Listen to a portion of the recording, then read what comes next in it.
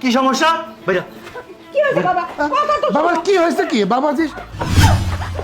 আমি বলেছিলাম যে তোমার বাবাকে বাড়ি থেকে ঘাট ধাক্কা দিয়ে বের করে দিতে। জামাই বাবাজি, তোমার এত বড় সাহস, তুমি আমাদের সামনে আমাদের বিয়ের গায়ে হাত তুললে? আপনাদের যতদিন খুশি অতদিন থাকবেন, কোনো সমস্যা নাই। আপনারা আমার পাশে থাকবেন, এই নিয়ে আবার কথা বলতে হবে নাকি? এই কাটো ফোনটা, কাটো। আরে আপনারা আসেন, সমস্যা আসে আসেন। চুপ করো না। আব্বা মারছে, তুমি রাগারাগি করতেছো কেন? এই তোমাকে বলেছি না বারবার করে, তোমার বাবাকে আমি এক বিন্দু সহ্য করতে পারি না, তারপরে তারা কেন এই বাড়িতে আসছে? তুমি জানো না তোমার বাবা মার কারণে আমি গ্রামে গিয়ে থাকি না, শহরে এসে ফ্ল্যাট নিয়ে থাকি, তারপরে তারা এখানে আসছে।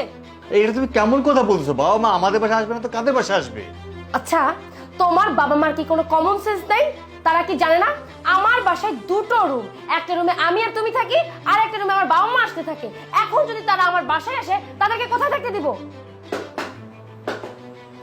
ওই যে চলে আসছে, যাও এক্ষুনি গিয়ে তাদেরকে ঘাড় ধাক্কা দিয়ে বাড়ি থেকে বের করে দাও, নাহলে কিন্তু আমি তোমার সংসার করবো না, বলে দিলাম। আচ্ছা ঠিক আছে, যাচ্ছি আমি। ঢ্যাং ঢ্যাং করতে করতে চলে আসছে। যেই ছেলে ফোন দিছে তাদের আসতেই হবে।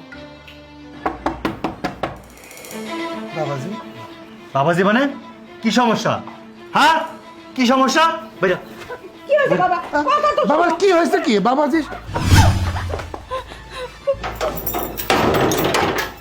আর জীবনে কোনোদিন আমার বাড়িতে আসবি না, ঠিক আছে? এই তুমি কি বলছো জামাই? আমি তখনই বলছিলাম আমি যাব না, তুমি জোর করে নিয়ে আসলা। দেখছো, ঘাট ধরে জামাই বাড়ি থেকে বের করে দিল। এর চেয়ে আত্মহত্যা করো ভালো। তুমি যাই কও না কেন, আমি এমনি যাবো না। আমি আমার মায়ের সাথে কথা না কয়ে এইখান থেকে এক পাও সরম না। চুপ, আর কোনো কথা নাই, চলো চলো আমি যাবো না, চলো। বললাম না আমি মায়ের সাথে কথা কমো।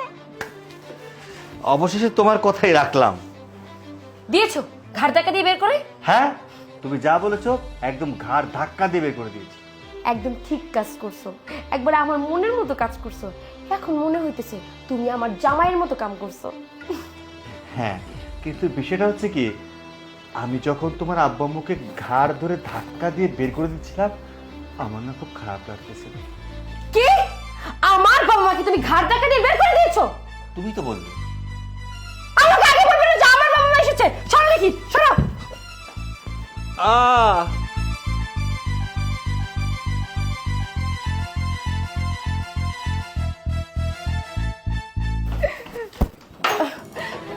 বাবা মা তোমরা কেমন আছো?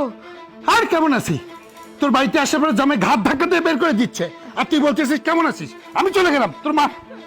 না বাবা, তোমরা কোথাও যাবে না, আজকে রাতে ভিড় করে ছাড়বো। ও আমাকে না বলে তোমাদেরকে ঘাড় ধাক্কা দিয়ে বের করে দিছে। চলো ভিতরে চলো, আজকে যদি এটা ভিড় না করছে না, আমি তোমাদের মেয়ে না। আসো ভিতরে, আসো মা, আসো বাবা।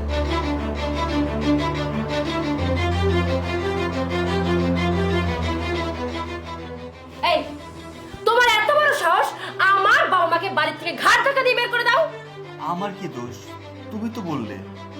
আমি বলেছি বলে আমার বাবা মাকে ঘাড় ধাক্কা দিয়ে বের করে দেবে? আমি বলেছিলাম যে তোমার বাবাকে বাড়ি থেকে ঘাড় ধাক্কা দিয়ে বের করে দিতে। জামাই বাবাজি, তোমার এত বড় সাহস, তুমি আমাদের সামনে আমাদের বিয়ের গায়ে হাত তুললে? হ্যাঁ তুলেছি। কেন আপনার মেয়ের গায়ে হাত তুলেছি সেটা আপনি বুঝতে পারেননি? আপনার মেয়ে বলেছে আমার বাবা মা যদি এই বাড়িতে আসে, আমি যেন আমার বাবা মাকে ঘাড় ধাক্কা দিয়ে বের করে দিই। ও, বুঝতে পেরেছি। চোপার জোর কমাইতে পারো নাই, কারণ তুমি তো ডান্ডা মারো না। এই যে দেখো তোমার শাশুড়িকে এত বছর ধরে ডান্ডা মারে চোপার জোর কমায় রাখছি।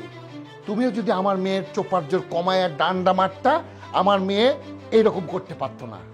এই চলো। বাবা তোমরা কোথায় যাচ্ছো? খবরদার, তুই আমাকে বাবা বলে ডাকবি না। তুই যেদিন মানুষ হবি, যেদিন তোর শ্বশুর শাশুড়িকে আপন করে নিতে পারবি, সেদিন আমাকে বাবা করে ডাকবি। বাবা তুমি শুধু শুধু আমার উপর রাগ করছো।